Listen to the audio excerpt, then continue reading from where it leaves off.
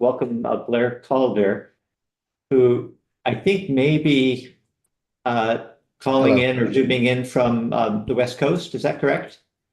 Yeah, that's right. I'm in Sonoma, California.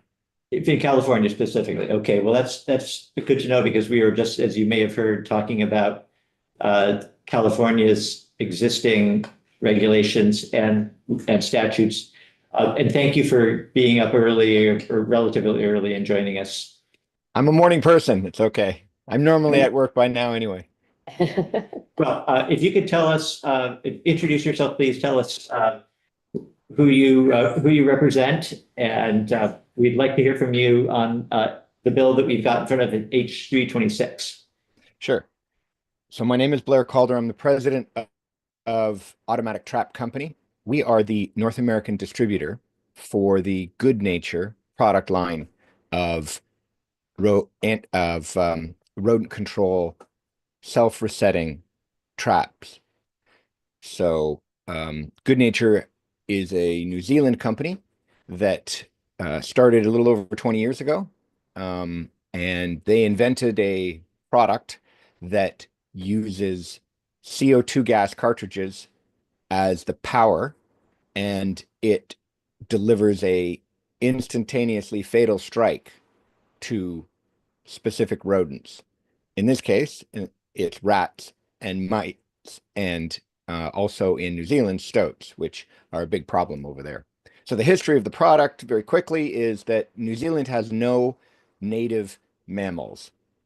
And as a consequence, all of the birds that evolved in New Zealand have no natural defenses against rodents. You can think about the kiwi, you've probably heard of. It's a tiny little bird, extremely adorable, but it makes nests on the ground, which is unheard of in North America because no bird would do that because they would get molested by rats and mice and all other kind of predators. But were no predators in New Zealand. With man came rats and stoats and possum and mice.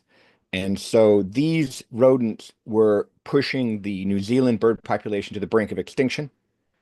And since then, they've managed to restore several bird populations in several areas using these traps. So the nature of the trap itself is, it really is, the trap is the company, in the sense that that's the story. That's what we do. That's what we do, is distribute this product in North America, across the US and Canada. And what it does is use a lure. Actually, I could this is the body of the trap unit here. What happens is, at the top you place some lure, which would be any number of things. We market and sell a bunch of different lures, or you can use your own lure, like peanut butter. It goes in the top, and then the rat is trying. Now, this is a cutaway version of the product. The rat tries to get up to get at the lure, and then when it does, it triggers this trigger here. The CO2 cartridge is attached here, where the compressed gas goes up, and then this hammer here will slide across extremely quickly, and it strikes the rodent in the skull, and it kills it instantly.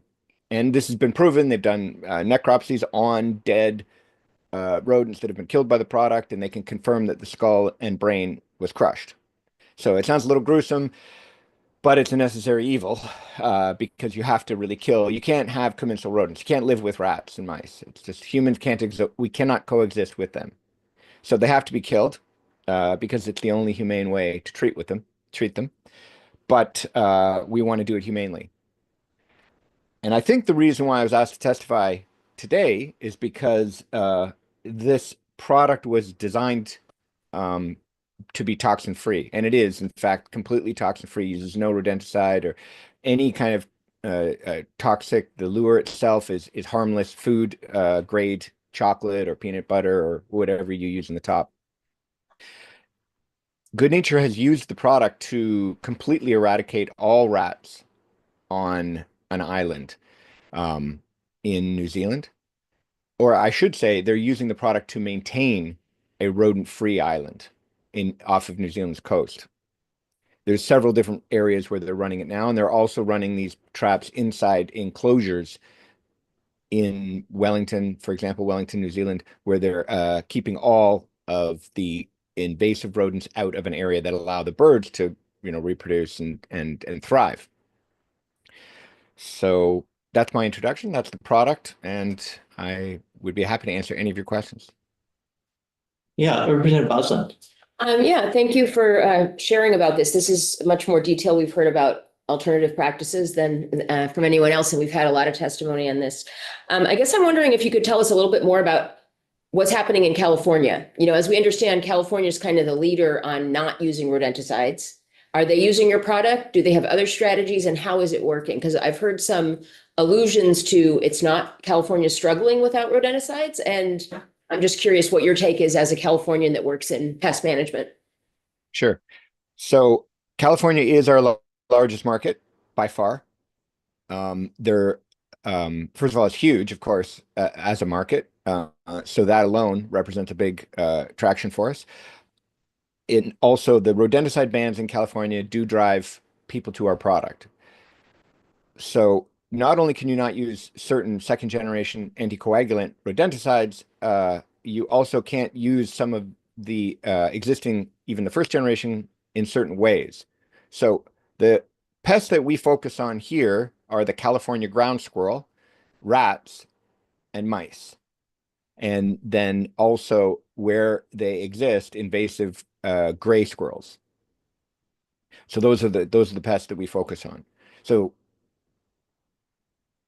the reason why the product is really effective is not so much that it kills them once, because you can do that with a regular snap trap. What makes the product unique is that it's so-called scavenger friendly. It's wildlife friendly. So our product is put in the outdoors, and when a rat gets killed by the product, it drops out of the trap, and then because it was killed with a fatal skull strike, it is now totally suitable for scavenging by wildlife.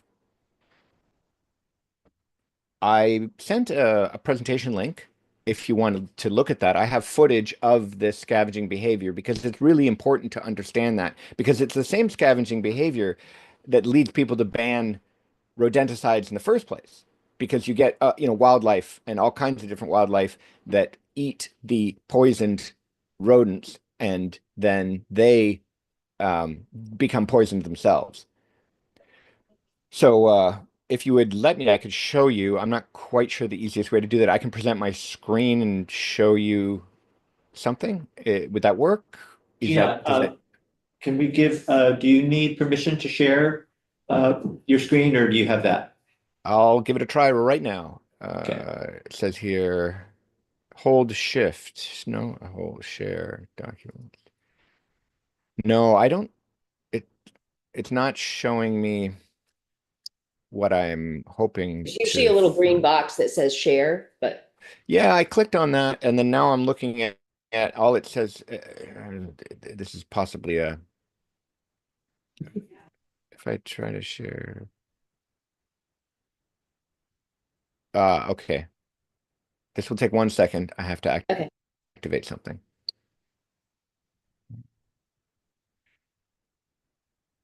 I would have to leave this and rejoin the meeting in order to accomplish this.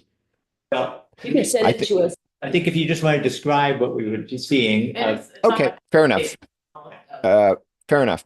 So what I was going to show you was that we have a lot of footage of animals coming and scavenging dead rodents from the bottom of the trap. So where our traps are typically best deployed is in the urban, rural, suburban, and rural environments. That is where there is wildlife to scavenge. So you can certainly use the product that we have in the basement or the attic or under the kitchen sink, any number of places. The kills of the rats that you get there, you have to clean yourself. And when there are tools, the traps are quite sophisticated. They have Bluetooth interfaces with your phone, so they'll tell you that you have a kill that needs to get cleaned up. However, if you put them somewhere where there's wildlife, and the footage I was going to show you showed skunks, fox, bobcat, coyote, turkey vultures, hawk, jaybirds, crows, ravens, all of those different animals have scavenged. I have footage of all that. And of course, anything will really, even other rats will scavenge a dead rat. Go ahead. Representative Nelson. Thank you. Blair, I'm a trapper back here in the Green Mountains, so I'm very intrigued by this tool that you have. How expensive is it? With this unit, the rat and mouse trap, we have a kit that's $99. Okay, That's the starter kit, and then it goes up to $200 where it comes with a lot of extra elements like stand or a counter that electronically tracks how many you're killed and things like that.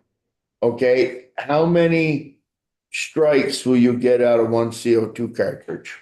It depends on the model. The A24, which is the flagship product, gets 24 kills per Okay. CO2 cartridge. And the squirrel trap, which we're using against California ground squirrels as well as gray squirrels, gets 18.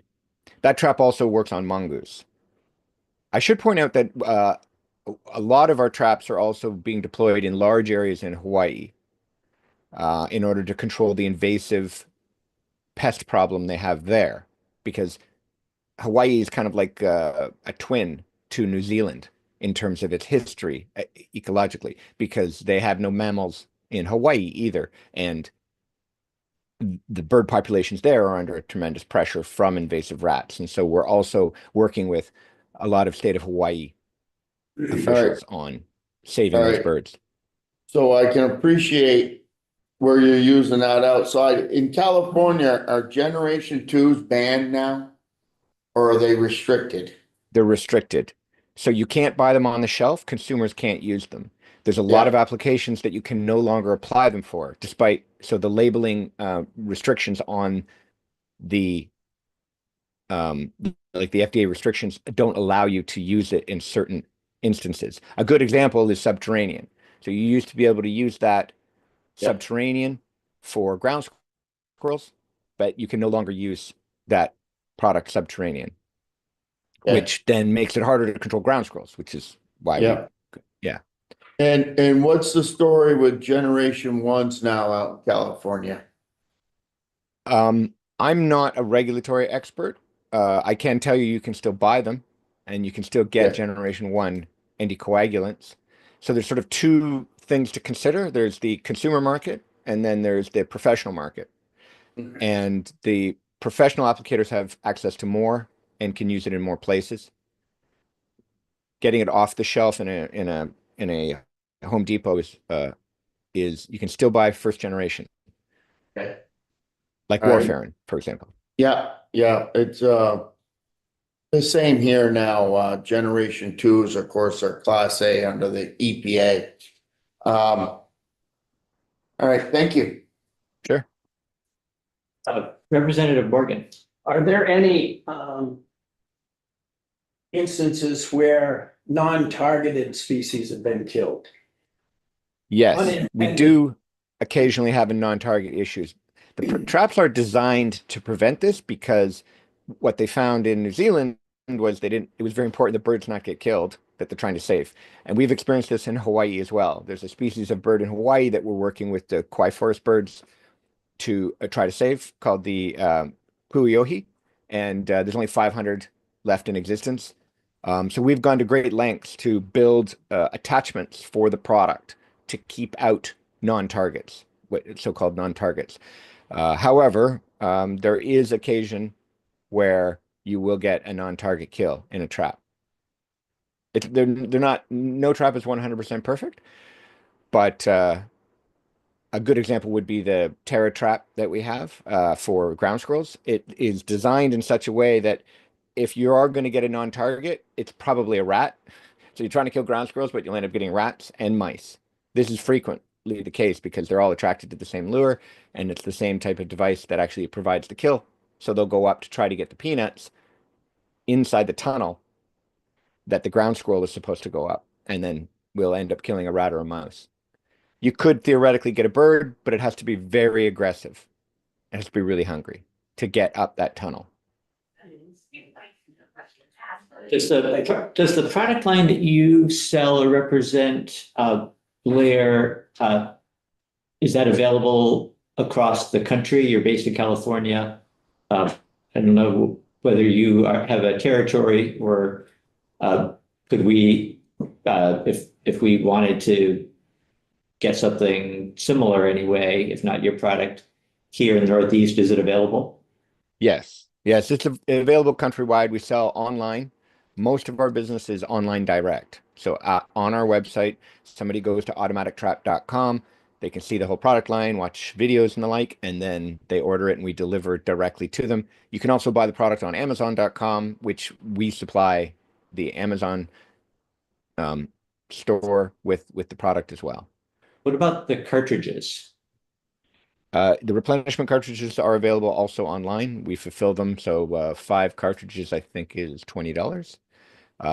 And 5 cartridges would last your average homeowner a few years, hopefully, unless they're killing a lot, in which case it's good value. So yes, you can buy them online. In fact, we have hundreds of customers in your state. That's a bucket kill, not counting the trap. So if you go Pardon me? through if you go through 5 cartridges at 24 rats, I'm just thinking 20 because unlike California, it gets down real cold here and the rats are still active. Real cold, Blair, real, Right. like 10 below, 10, 20 Well, I'm below. originally from Canada, so I know So cold. anyway, figuring if you got 20 kills per cartridge, that's 100, that's 20 cents a rat. And then how long is your trap good for if they don't run over it with a tractor? It's I wish maybe I should have sent you one ahead of time, but if you could see it and feel it, it has the durability of a power drill or some kind of like a handheld tool that you would buy at the hardware store. It's extremely rugged. Environmentally speaking, they have no problem going down to -20 and operating because the gas that powers it is CO2, and that is a gas down to -70 degrees. So it operates in all temperature conditions. It's extremely rugged and long lasting. And do you sell replacement parts like for the hammer or for the plunger? I saw I had a plunger with gaskets in it and whatnot. Sure. No, we don't sell any of those parts. We offer a 2-year money-back guarantee. So if there's any problems within the first 2 years, the customer just lets us know. We'll swap them a brand new unit. If it's beyond that, sometimes depending on the circumstances, we'll extend a discount for the replacement of the unit. If it does require servicing, we take the unit back and then we recycle it, and then we would provide a new one. We don't really repair them. It's not practical from a cost point of view, but we do recycle the bodies and the parts. So just to be clear then, Blair, there's not a lot of maintenance necessary if you have a unit that's mounted in an area where wildlife would be attracted to the carcasses. The only thing that you would have to do to keep things going is to replace the cartridge from time to time. Yes. So the cartridge, after you get 18 or 24 kills, depending on which unit you're using, and the lure itself also requires replacement. So the way the system operates is that the lure cartridge sits in the top. So first of all, you can use your own lure, in which case you have to replace it whenever that lure requires replacement. And as a trapper, you'll know peanut butter's great, but it only lasts a day or two.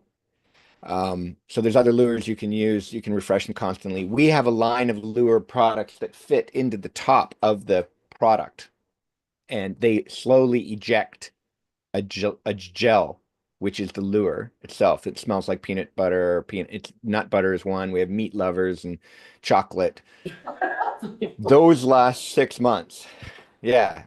Yeah, those lures will last 6 months.